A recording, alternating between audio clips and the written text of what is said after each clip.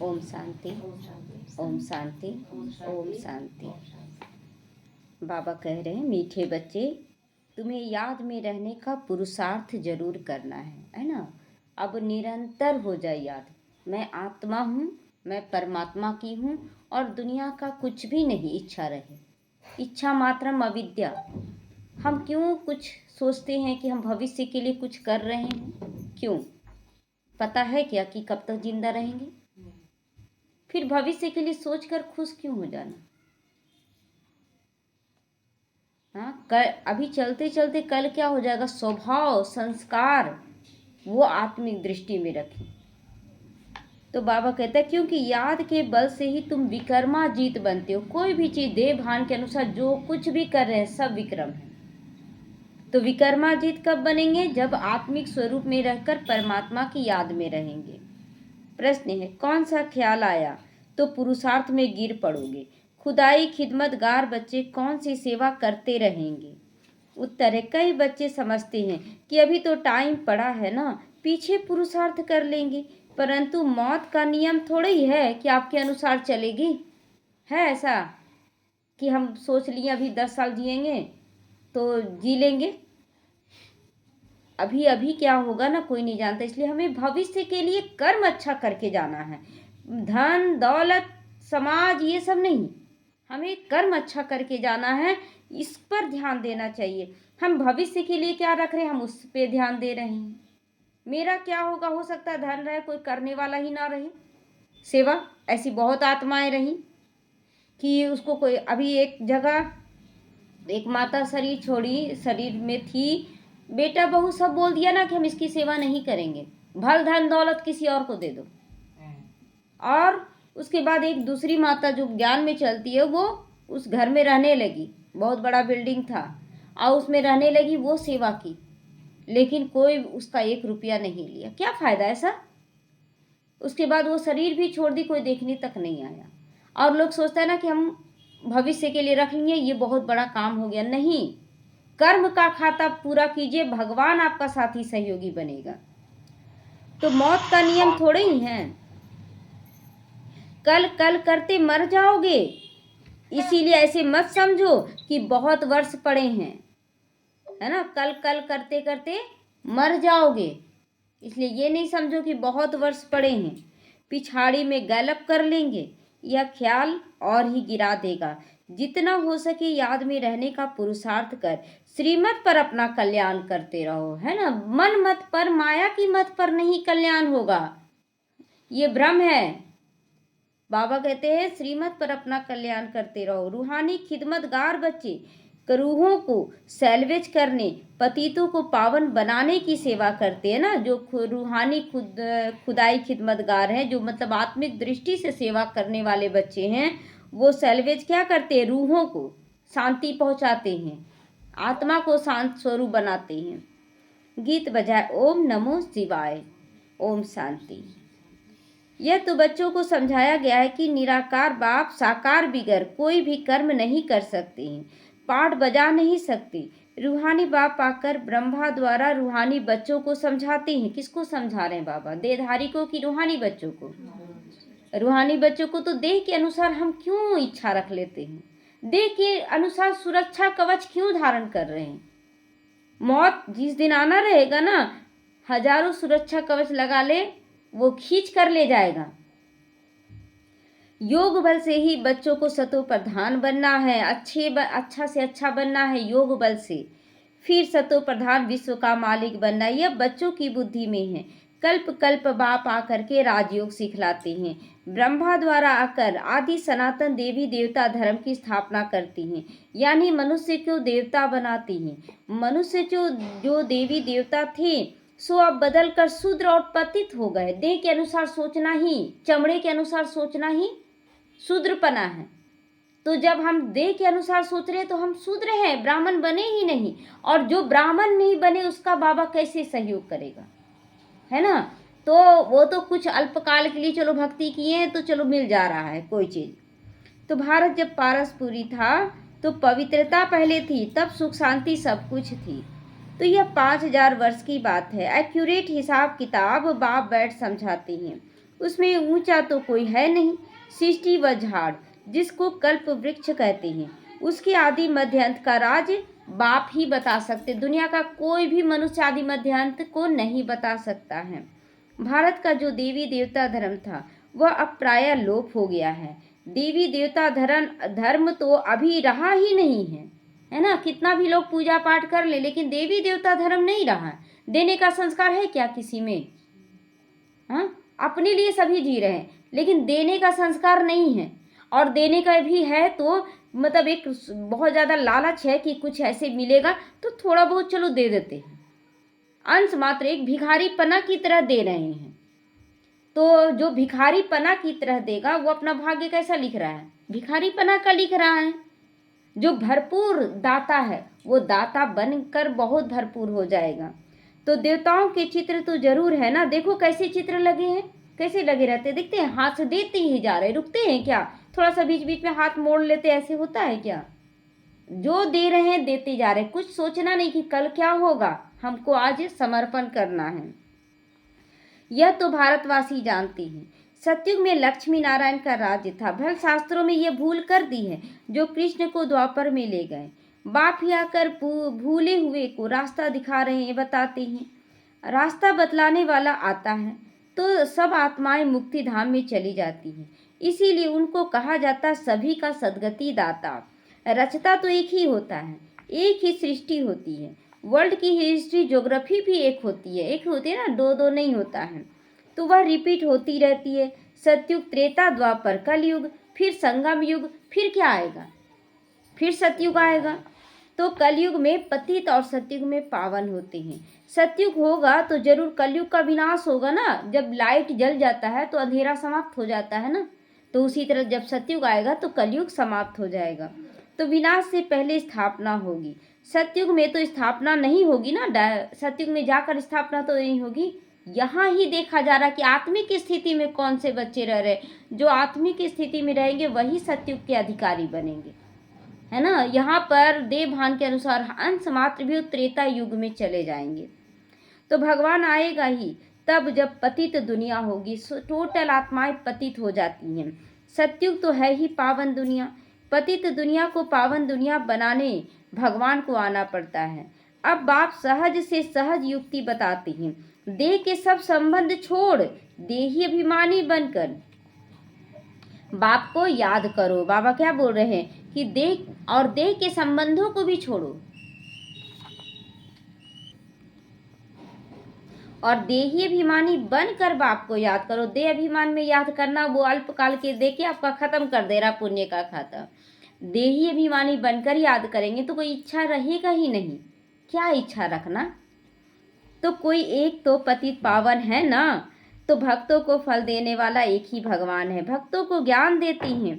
पतित दुनिया में ज्ञान का सागर ही आते हैं पावन बनाने के लिए।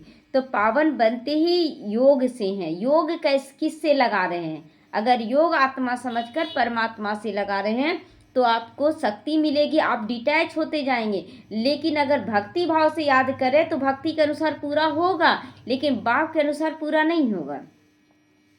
तो बाप के बिगैर तो कोई पावन बना ना सके। यह सब बातें बुद्धि में बिठाई जाती हैं औरों को भी समझाने के लिए। घर घर में संदेश देना है। ऐसे नहीं कहना कि भगवान आया हुआ। डायरेक्ट तो कोई नहीं मानेगा ना कि भगवान आ गया है। बड़ा युक्ति से समझाना होता है। बोलो, वह बाप है ना जो कहते त्वमेव माता च पिता, तो वह हम सबका माता पिता है। तो एक है लौकिक बाप, दूसरा है पारलौकिक बाप। दुख के समय पारलौकिक बाप को ही याद किया जाता है। सुख धाम में कोई भी याद नहीं करते। जब सुखी रहते तो याद करते, यहाँ भी। तो जब सतयुग त्रेता होगा तो वहाँ पर पूजा पाठ याद ये सब नहीं होगा। सतयुग में लक्ष्मी नारायण के राज्य में सुख ही सुख था। वहाँ मुख्य है था प्यूरिटी, पवित्रता, है ना। देवभान नहीं था। पीस थी, प्रॉस्पर्टी थी, है ना। सुख और शांति सब कुछ था। बाप का वर्षा मिल गया, फिर पुकारते क्यों? आत्मा जानती है हमको सुख है, या कोई भी कहेंगे वहाँ सुख ही सुख है। बाप ने दुख के लिए सृष्टि थोड़ी रची है। बाप दुख के लिए थोड़ी रचा है। इसलिए सतयुग त्रेता युग में कोई दुख नहीं होगा। यह बना बनाया खेल है। जिनका पाठ पिछाड़ी में है, 2-4 जन्म लेते हैं, वह जरूर बाकी समय शांति में रहेंगे। अभी भी 2-4 जन्म लेने वाली आत्मा मतलब उतर चुकी हैं अब, तो 2-4 जन्म वाले फिर कहाँ रहेंगे, शांति धाम में बैठे रहेंगे। बाकी ड्रामा के खेल से निकल जाएं, यह नहीं हो सकता। खेल में तो सबको आना है। 1-2 जन्म भी मिलता है, लेकिन मिलता जरूर है, ये लास्ट वाली आत्मा का भी। तो बाकी समय जैसे मोक्ष में ही है ना, मुक्ति में है। आत्मा पाठधारी है। कोई आत्मा को ऊंचा पाठ मिला हुआ है, कोई को कम, यह भी अभी तुम जानते हो। गाया जाता है ना, ईश्वर का अंत कोई नहीं पा सकता है, ईश्वर का अंत कोई नहीं पा सकता है। बाप ही आकर अंत देते हैं, मतलब सारा राज, अंत मतलब यहाँ राज है ना, सारा राज बताते हैं। रचता और रचना के आदि मध्य अंत का। जब तक रचता खुद ना आए, तब तक रचता और रचना के ज्ञान को कोई भी नहीं जान सकता है। बाप ही आकर बतलाते, मैं साधारण तन में प्रवेश करता हूँ। मैं जिसमें प्रवेश करता हूँ वो भी अपने जन्मों को नहीं जानते, है ना। दादा लेखराज भी अपने जन्मों को नहीं जानते थे। उनको बैठ फिर 84 जन्मों की कहानी सुनाता हूँ। कोई के पाठ में चेंज नहीं हो सकता है, ये बना बनाया खेल है, चेंज नहीं हो सकता। अब सूर्य के जगह में अगला कल्प में चांद थोड़ी रोशनी देने लगेगा। चांद का पाठ है रात में, सूर्य का पाठ है दिन में, तो वैसे ही होगा। उसी तरह हर आत्मा अपना अपना जो पाठ बजाई है उसी के अनुसार पुरुषार्थ करेगी। तो यह भी किसी की बुद्धि में नहीं बैठता है। बुद्धि में तब बैठे ना जब पवित्र होकर समझे। पवित्रता जब तक नहीं है तब तक ये ज्ञान पूरी रीति समझ में ही नहीं आएगा। और देह भान में हम क्या सोचते हैं, हम लोग जब ज्ञान में आने से पहले आप देखिए, उस समय भी हम लोग यही तो बोलते थे ना कि मेरे से कोई गलती नहीं होता, हम सब कुछ सही करते हैं, बाकी सारी दुनिया गलत है। फिर थोड़ा सा ज्ञान लिए, उस समय भी बोले नहीं, अब तो हम अपने अंदर बहुत सुधार कर चुके हैं, अब मेरे अंदर कोई कमी नहीं है।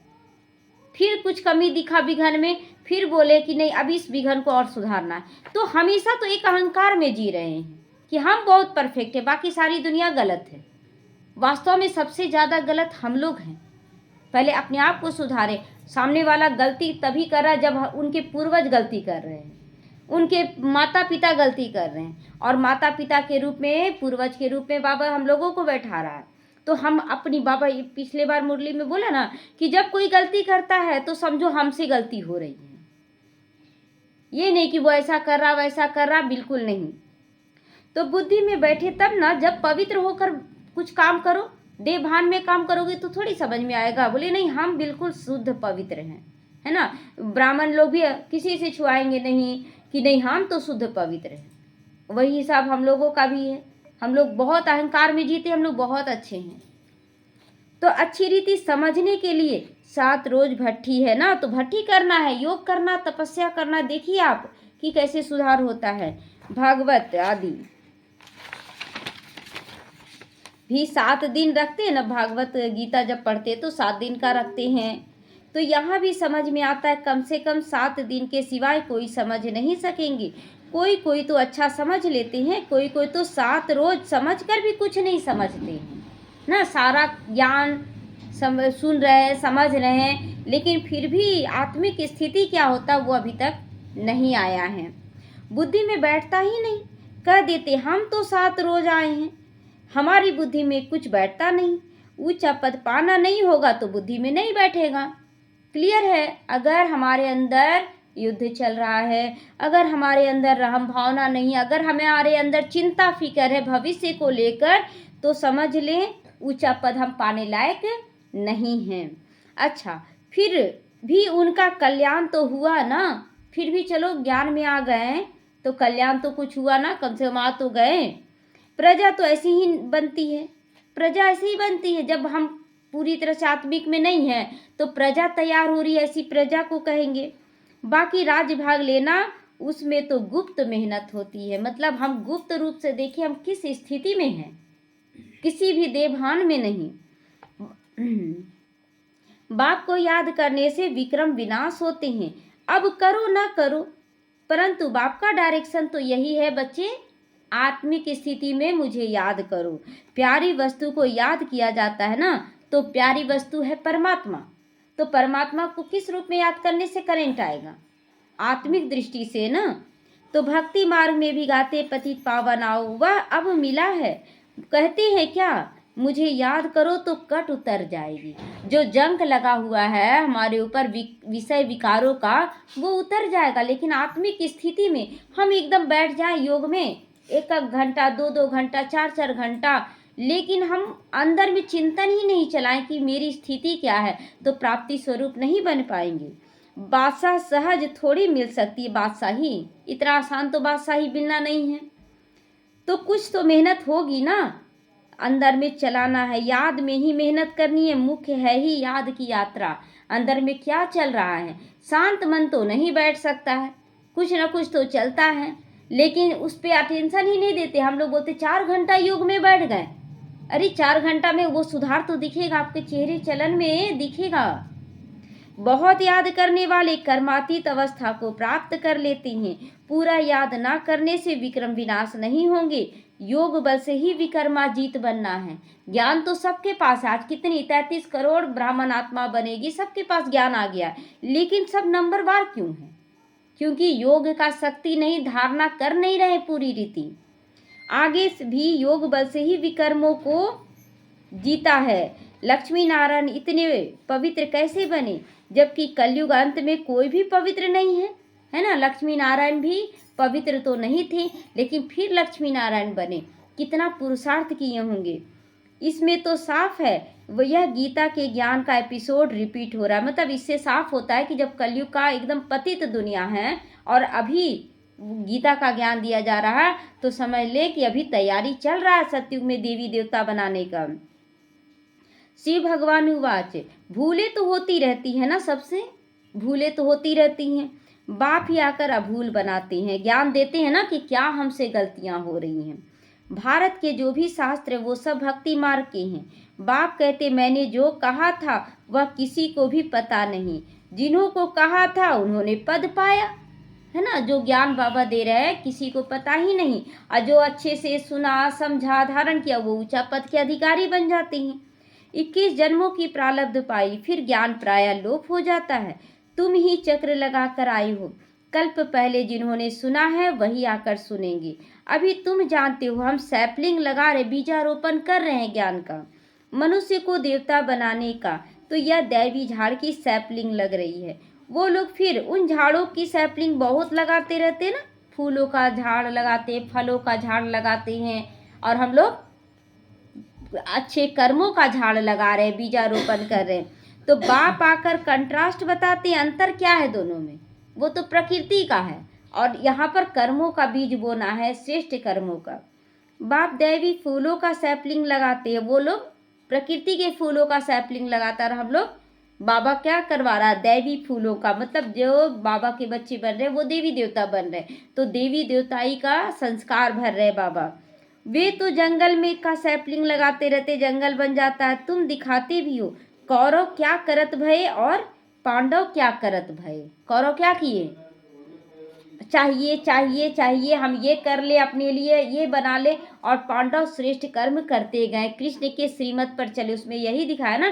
तो यहाँ पर पांडव जो 5 गुणों को धारण करते हैं, 5 गुण को युधिष्ठिर यानी कि हर परिस्थिति में स्थिरता से समाधान करना, कोई डिस्टरबेंस नहीं। धर्मराज उसको का, युधिष्ठिर का एक नाम था ना, धर्म के पुत्र थे ना, धर्मराज के पुत्र थे, तो उनको हमेशा दिखाया गया धर्म पर चले। और दूसरा फिर अर्जुन संपूर्ण ज्ञान को धारण करने वाले धनुर्धारी, श्रेष्ठ धनुर्धारी बने, कैसे तीर मारना है किसी को।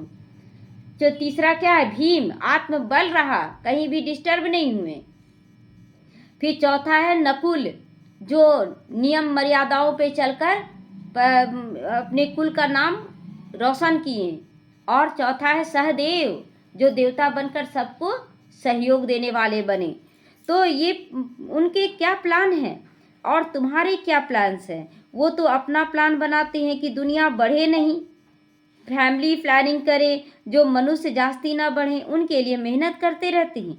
बाप तो बहुत अच्छी बात बतलाते हैं ना, अनेक धर्म विनाश हो जाएंगी और एक देवी देवता धर्म की फैमिली स्थापन करते हैं। अभी जो भी बच्चे पवित्रता में आ रहे हैं सब देवी देवता कुल की आत्माएं। वो लोग तो फैमिली बढ़े नहीं इसलिए रोक टोक करने के लिए कितना उपाय करते हैं, और हम लोगों को बाबा पवित्रता का बीज डाल दिया, तो इससे तो ऐसे ही कंट्रोल हो गया। सतयुग में एक ही आदि सनातन देवी देवता धर्म की फैमिली थी और इतनी फैमिलीज नहीं थी, है ना। सतयुग में केवल देवी देवता का फैमिली था, बाकी जो बोलते क्षत्रिय वैश्य शूद्र ये सब नहीं था वहाँ। भारत में कितनी फैमिली है, गुजराती फैमिली, महाराष्ट्रियन फैमिली, बहुत सारा बोलते हैं ना अलग अलग। तो वास्तव में भारतवासियों की तो एक फैमिली होनी चाहिए। बहुत फैमिलीज होंगी तो जरूर आपस में तो खिटपिट होगी ना, वो अपने धर्म को बोलेगा, वो अपना चीज बोलेगा, वो अपने अनुसार बोलेगा। और देवी देवता एक जैसा संस्कार, मैं आत्मा हूँ, तो ये संस्कार बनाकर चलेंगे तभी हम सतयुग में जा सकते हैं। फिर सिविल वार हो जाती है, फैमिली में भी सिविल वार हो जाती है। जैसे क्रिश्चियन की अपनी फैमिली है, उन्हों की आपस में लगती है, मिलते जुलते हैं। आपस में दो भाई नहीं मिलते, पानी भी बांटा जाता और बोलते हैं मिलकर चलते हैं, है ना। सिख बोलते हैं ना क्रिश्चियन लोग कि हम लोग बहुत अच्छे से यीशु को याद करते, तो फिर ये लड़ाई झगड़ा क्यों, एक छोटी छोटी चीज़ों के लिए लड़ाई झगड़ा क्यों। सिख वाले समझेंगे हम अपने सिख धर्मों का जास्ती सुख दे, रग जाती है ना, माथा मारते रहते अपने अपने कास्ट को, अपने अपने धर्म को ऊंचा उठाने के लिए। जब अंत होती है ना तो फिर सिविल वार आदि सब आ जाता है, आपस में लड़ने लग पड़ते हैं ना, एक दूसरे से ही लड़ने लग पड़ती हैं। विनाश तो होना है, बॉम्ब्स ढेर बनाते रहते हैं। बड़ी लड़ाई जब लगी थी जिसमें 2 बॉम्ब्स छोड़े थे, अभी तो ढेर बना लिए हैं, है ना। बाबा के समय भी थोड़ा युद्ध हुआ था तो 2 ही बॉम्ब्स छोड़ा गया था क्योंकि ज़्यादा था नहीं, लेकिन अभी तो बहुत बम्स तैयार हो गया है। समझ की बात है, समझो, तुमको समझाना है, ये लड़ाई वही महाभारत की है। बड़े बड़े लोग जो भी हैं कहते अगर इस लड़ाई को बंद नहीं किया तो सारी दुनिया को आग लग जाएगी। बहुत लोग भविष्यवाणियाँ कर रहे हैं, सब कोई बोल रहे हैं, लेकिन दुनिया वाले अभी भी अपना ख्याली पुलाव पका रहे हैं कि हम निश्चिंत रहेंगे, हम खुश रहेंगे, मौत का तो ठिकाना ही नहीं है। आग तो लगनी है, यह तुम जानते हो। बाप आदि सनातन देवी देवता धर्म की स्थापना कर रहे हैं। राजयोग है ही सत्युग का, वह देवी देवता धर्म अब प्राय लोप हो गया है। देने का संस्कार स्वार्थीपन आ गया कि हम रखें। जो सुदामा थे, सुदामा को तो 3 मुट्ठी चावल के बदले कृष्ण दे दिए, बहुत सारा धन दिए, महल बना दिए, लेकिन सुदामा क्या किए कि नहीं हमको इसमें नहीं रहना है। तो जब वो निकलने लगे तो उनकी पत्नी उनका बच्चा भी क्या बोला, हमको भी नहीं रहना। सब कुछ फिर दान में देकर फिर क्या बन गए, एकदम भिखारी बन गए कि हमको अभी कुछ नहीं लेना। तो हमें भी जो कुछ भी मिल रहा है, मिलते हुए भी सब समर्पण, हमको कुछ नहीं चाहिए। जो यहाँ भिखारी बना वहाँ पर बादशाही लेगा, जो यहाँ पर बादशाही लेगा वहाँ पर दास दासी बनेगा। तो चित्र भी बने हैं ना। बाप कहते कल्प पहले मुआफिक जो विघन पढ़ने होंगे वो पढ़ेंगे, चाहे आप बहुत कुछ जमा कर लो, लेकिन जो विघन आने का वो तो आएगा ना, सब खत्म होगा ही। तो पहले थोड़ी पता है, इसीलिए लोग निश्चिंत रहते हैं। फिर समझा जाता है कल्प पहले भी ऐसे ही हुआ होगा, तभी तो ऐसा हो रहा ना। लोग बस स्थूल चीज में लगे हुए हैं, सूक्ष्म चीजों को किनारा कर रहे हैं।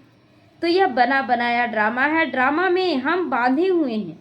याद की यात्रा को भूल नहीं जाना चाहिए। इनको परीक्षा कहा जाता है। याद की यात्रा में ठहर नहीं सकते, थक जाते हैं। गीत है ना, रात के राही थक मत जाना, सुबह की मंजिल दूर नहीं। इनका अर्थ कोई समझ ना सके। किसको कहा जा रहा, रात के राही? आत्मा को कहा जा रहा ना कि अब समय रात के राही, रात से ही चलना शुरू किए हैं ना हम लोग द्वापर से, और अब थक नहीं जाना, अब तो अंतिम समय आ गया है। तो यह याद की यात्रा जिससे रात पूरी हो दिन आ जाएगा, आधा कल्प पूरा हो फिर सुख शुरू हो जाएगा। बाप ने मन मना भाव का अर्थ समझाया ना।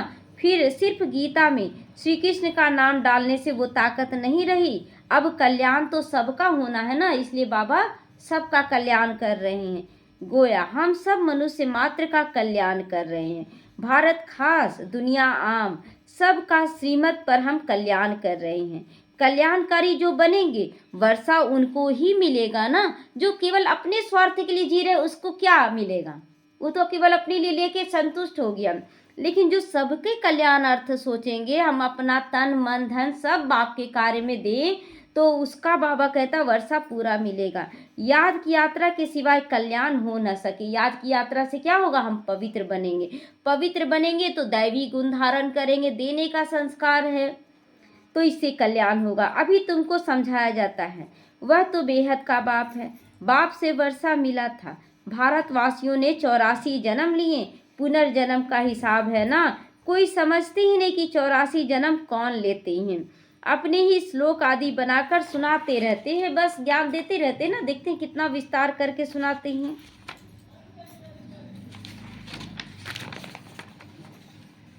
गीता वही, टीकाएं अनेक लिख दी है ना, विस्तार अनेक कर दिया है। गीता में भी भागवत बड़ा कर दिया है। गीता में ज्ञान है, भागवत में जीवन कहानी है ना, दोनों में अलग अलग है। वास्तव में बड़ी गीता होनी चाहिए। ज्ञान का सागर बाप है, उनका ज्ञान तो चलता ही रहता है।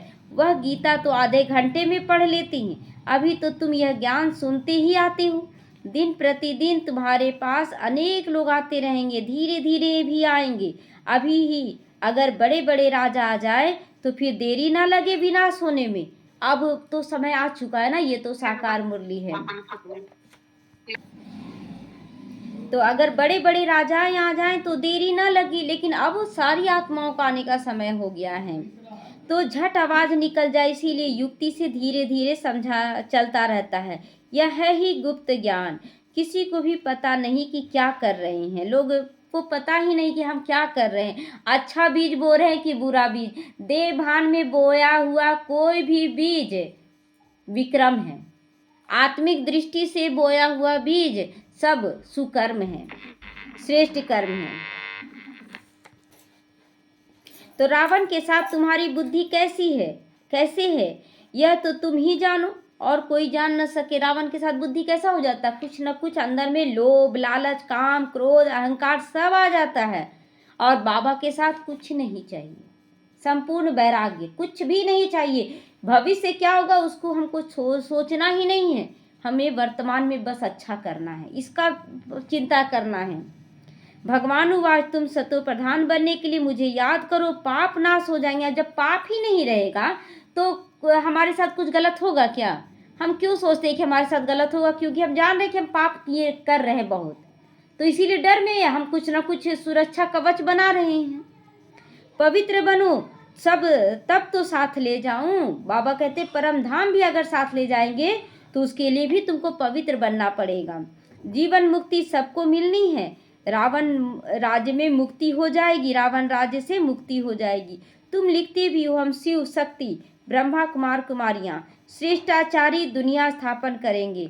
परम पिता परमात्मा की श्रीमत पर 5000 वर्ष पहले मुआफिक 5000 वर्ष पहले श्रेष्ठाचारी दुनिया थी। यह बुद्धि में बिठाना चाहिए। मुख्य मुख्य पॉइंट बुद्धि में धारणा होगी, तब याद की यात्रा रहेगी। जब धारणा होगा, ज्ञान का धारणा होगा ना, तभी याद में ठीक पाएंगे बाबा का। नहीं तो बाबा की याद ना करके हम क्या याद करेंगे? चाहे तो देह याद करेंगे, देहधारी याद करेंगे, धन दौलत याद करेंगे, तो ये तीनों ही नरक का द्वार हो गया है। न देह को याद करना, न देहधारी, न धन, तो पत्थर बुद्धि हो गए ना। ऐसे बच्चों को बाबा क्या बोलता है? पत्थर बुद्धि बोलता है। कोई समझते हैं अभी टाइम पड़ा है ना, पीछे पुरुषार्थ कर लेंगे, अभी थोड़ा सा जमा तो कर लें, थोड़ा सा ये कर ले। अरे कर्मों का हिसाब जमा करो ना, अच्छा कर्म करो। परंतु मौत का नियम थोड़ा ही है कि आपको बोलकर आएगा। हाँ, मौत का नियम है क्या? कल मर जाए तो क्या हो जाएगा? जो हम पैसा जमा कर रहे हैं, जो सोच रहे हैं ये कर ले वो कर लें, तो कल मर जाओगे तो क्या करोगे? कल कल करते रह जाओगे, कुछ ना जमा होगा। पुरुषार्थ तो किया ही नहीं। इसीलिए ऐसे मत समझो कि बहुत वर्ष पड़े हैं, पिछाड़ी में गैलप कर लेंगे। यह ख्याल तुमको और गिरा देगा। जितना हो सके पुरुषार्थ करते रहो श्रीमत पर। हर एक का को अपना कल्याण करना। अपना दीपक स्वयं बनो, अपना दीपक स्वयं बनो। क्यों अपना दीपक? इसलिए कि हम खुद अपने आप को चेक करें कि हम कहाँ गलत हैं। हमसे क्या गलती हो रही है? देवभान कहाँ अंश मात्र भी आ रहा है, अंश मात्र भी हमें विनाश की ओर ले जा सकता है। तो अपनी जांच करनी है, कितना बाप को याद करता हूँ और कितना बाप की सेवा करता हूँ। रूहानी खुदाई खिदमतगार तुम हो ना, तो तुम रूहों को सैल्वेज करते हो, तो रूहों को क्या करेंगे? भारी तो नहीं कर देंगे ना, रूहों को हल्का करेंगे, उसको बहुत प्यार से शांति से करेंगे, उसको लेकर चलेंगे। वो मेरी संतान है, तो रूह पति से पावन कैसे बने इसकी चिंता करनी है, उसको पावन बनाना है। उसकी युक्तियां बतलाते हैं। दुनिया में अच्छे और बुरे मनुष्य तो होते ही हैं। अगर सारे मनुष्य बोल दे वो गलत है वो गलत है, तो फिर अच्छा कौन बनेगा? बाबा के बच्चों को यही तो सिखलाया जाता ना कि लाख कोई बुरा करे लेकिन तुम्हारी अच्छाई रुकनी नहीं चाहिए। तो हर एक का पाठ अपना अपना है। यह बेहद की बातें हैं जो बाबा समझा रहा है। मुख्य टालियां ही गिनी जाती हैं, वृक्ष तो बनेगा नहीं, तो बाकी तो पत्ते अनेक हैं। बाप समझाते रहते बच्चे मेहनत करो, मेहनत करो अगर पूरा भाग्य लेना चाहती हो। सबको बाप का परिचय दो, बाप से बुद्धि योग जुट जाए, ऐसा स्वभाव संस्कार रहन सहन सब कुछ हो जाए कि सबका बुद्धि योग बाप से जुट जाए। बाप सब बच्चों को कहते पवित्र बनो तो मुक्ति धाम में चले जाओगे। दुनिया को थोड़ी पता है कि महाभारत लड़ाई से क्या होगा। यह ज्ञान यज्ञ रचा गया है क्योंकि नई दुनिया चाहिए ना। हमारा यज्ञ पूरा होगा तो सब इस यज्ञ में स्वाहा हो जाएगा, कुछ भी ना रहेगा। इसलिए पहले खुद को स्वाहा करें। स्वाहा होने से पहले अपने आप को स्वाहा कर लेंगे ना तो भाग्य जमा हो जाएगा। लेकिन अगर नहीं किए तो सब स्वाहा हो जाएगा, तो फिर बाबा बाबा करते रहेंगे, कुछ नहीं मिलेगा। अच्छा, मीठे मीठे सीख लदे बच्चों प्रति माता पिता बाप दादा का याद प्यार और गुड मॉर्निंग। रूहानी बाप की रूहानी बच्चों को नमस्ते। हम रूहानी बच्चों की रूहानी माता पिता बाप दादा को याद प्यार गुड मॉर्निंग और नमस्ते नमस्ते। शुक्रिया बाबा, शुक्रिया। धारणा के लिए आज मुख्य सार यह बना बनाया ड्रामा है, इसीलिए विघ्नों से नहीं घबराओ। कल क्या होगा ये विघ्नों से पहले हम घबरा जाएं। विघ्नों से घबराना नहीं है। विघ्नों में याद की यात्रा को भूल नहीं जाना, बहुत ज़्यादा याद करो और ज़्यादा आत्मिक स्थिति में आ जाओ, तो देखो विघ्न अपने आप समाप्त हो जाएगा। ध्यान रहे याद की यात्रा कभी ठहर ना जाए, बस इसका ध्यान रखो कि हम बाबा के बन गए, हमको कुछ भी चिंता नहीं करना है। पारलौकिक बाप का परिचय सबको देते हुए पावन बनने की युक्ति बतलानी है। दैवी झाड़ का सैपलिंग लगाना, अनेकों के अंदर ज्ञान का बीज बोना है, दैवी गुण देने का संस्कार जागृत करना है। वरदान है मैंपन का त्याग कर सेवा में सदा खोए रहने वाले त्याग मूर्त सेवाधारी बनो। त्याग मूर्त बनना है हमें, मैंपन नहीं, कहीं भी मैंपन नहीं। और इसका त्याग कर सेवा में सदा खोए रहो। कैसे हम सेवा करें, कैसे इन्हें भी बाप का बच्चा बना दे, क्योंकि बाप का बच्चा बनाने के बाद विघ्न रहेगा क्या? फिर बाप की जिम्मेवारी हो गई। तो सेवाधारी सेवा में सफलता की अनुभूति तभी कर सकते हैं जब मैंपन का त्याग हो, है ना, कि मैंपन का त्याग होगा तभी। और मैंपन का त्याग का मतलब है कि सेवा में सफलता क्या, कि सामने वाला बाप का बन जाए। मेरा काम है बाप का बना देना, उसे सब कुछ करवा देना, कोर्स करवा देना, सब कुछ कर देना, उसके बाद बाप का जिम्मेवारी बाबा आपको सौंप दिया, अब आप जानो। मैं सेवा कर रही हूँ, मैंने सेवा की, इस भाव का भी त्याग करो। मैंने नहीं, लेकिन मैं करनहार हूँ, करावनहार बाप है। मैंपन बाप के लव में लीन हो जाए, इसको कहा जाता है सेवा में खोए रहने वाले त्याग मूर्त सच्चे सेवाधारी। मैंपन कहीं ना रहे, कुछ भी नहीं। हम तो यही समझते हैं कि अगर कल के लिए भी हम कुछ चिंता करें कि हम कुछ रख लें, ये भी बहुत बड़ा देवभान है। हमको कुछ सोचना ही नहीं, क्योंकि हो सकता है हम कल ही शरीर छोड़ दे, कल भी छोड़ दे, आज ही हम शरीर छोड़ दे तो आज ही छोड़ दे तो क्या संदेश जाएगा? देखो कल के लिए चिंता, बाबा का बच्चा बन के कल की चिंता कर रहे थे। कराने वाला करा रहा है, हम निमित्त हैं। सेवा में मैंपन मिक्स होना अर्थात मोहताज बन जाना, उसके मोहताज हो गए ना, चाहे परिवार के मोहताज, चाहे तो धन के मोहताज बन गए, हम उसका गुलाम बन गए। सच्चे सेवाधारी में यह संस्कार नहीं होना चाहिए, जो सच्चा सेवाधारी है। स्लोगन है व्यर्थ को समाप्त कर दो तो सेवा का ऑफर सामने खुद ब खुद चलकर आएगा, है ना, मांगना नहीं पड़ेगा सेवा, सेवा खुद ब खुद आएगा कि हमको भी करना है। ये अव्यक्त इशारे। एकता और विश्वास की विशेषता द्वारा सफलता संपन्न बनो। एकता के लिए स्वयं के में समाने की शक्ति चाहिए। इससे दूसरों का संस्कार भी अवश्य शीतल हो जाएगा। सबकी बातों को समाकर, सबकी बातों को सहन करके फिर मिलाने का संस्कार रहेगा तो दूसरे का भी संस्कार क्या हो जाएगा? शीतल हो जाएगा। सदा एक दो में स्नेह की, श्रेष्ठता की भावना से संपर्क में आओ। क्या? स्नेह की भावना और श्रेष्ठता की भावना, है ना। गुणग्राही बनो तो एकता कायम रह सकती है। आपके संगठन की शुभ भावना अनेक आत्माओं को भावना का फल दिलाने के निमित्त बनेगी, उन्हें नई राह मिलेगी। ओम शांति।